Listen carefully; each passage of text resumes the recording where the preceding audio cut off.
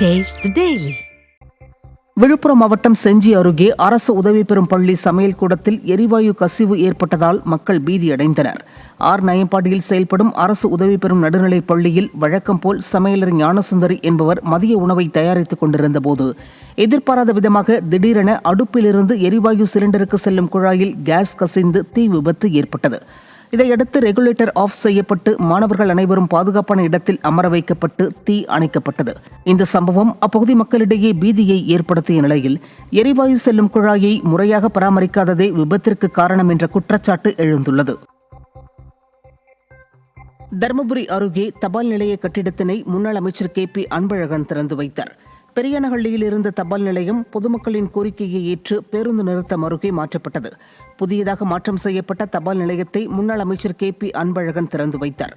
மேலும் 20க்கும் மேற்பட்டவர்களுக்கு செல்வ மகள் சேமிப்பு திட்டத்தில் தன் சொந்த பணத்தை செலுத்தி கணக்கினை தொடங்கி வைத்து உதவினார். திருச்சி சமயபுரம் மாரியம்மன் கோவிலில் உண்டியல் மூலம் 1,31,00,000 ரொக்கம், சுமார் 2.5 கிலோ தங்கம் ஆகியவை காணிக்கையாக செலுத்தப்பட்டுள்ளது.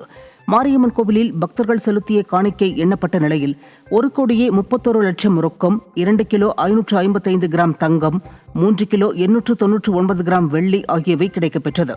மேலும் 375 அயல்நாட்டு பணம், 948 அயல்நாட்டு நாணயமும் காணிக்கையாக செலுத்தப்பட்டுள்ளது.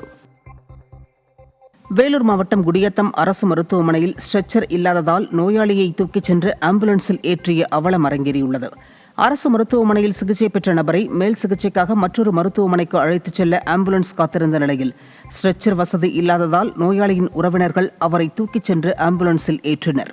விளம்பர மாடல் அரசின் துறை அமைச்சர் விளம்பர வெறியோடு கேளிக்கை நிகழ்ச்சிகளில் பங்கேற்று வருவதால் சுகாதாரத்துறை முழுமையாக செயலிழந்து விட்டதாக மக்கள் குற்றம் சாட்டினர். மதுரை மாநகராட்சி தயிர் மார்க்கெட் பகுதியில் புதிதாக கட்டப்பட்டுள்ள கடைகளுக்கு ஏலம் எடுப்பது தொடர்பாக வியாபாரிகளிடையே வாக்குவாதம் ஏற்பட்டதால் ஏலம் கைவிடப்பட்டது. தயிர் மார்க்கெட் பகுதியில் புதிதாக 84 கடைகள் கட்டப்பட்டு திறக்கப்பட்ட நிலையில் 42 வியாபாரிகளுக்கு கடை ஒதுக்கீடு செய்யப்பட்டது. எஞ்சிய கடைகளுக்கு ஏலம் நடைபெறாததால் வியாபாரிகள் வாக்குவாதத்தில் ஈடுபட்டதை அடுத்து ஏலம் ரத்து செய்யப்படுவதாக கூறி மாநகராட்சி அதிகாரிகள் புறப்பட்டு சென்றனர். விடியா ஸ்டாலின் அரசு மாநகராட்சி அதிகாரிகளின் அலட்சியத்தால் தாங்கள் வாழ்வாதாரம் இழந்துள்ளதாக வியாபாரிகள் வேதனை தெரிவித்தனர்.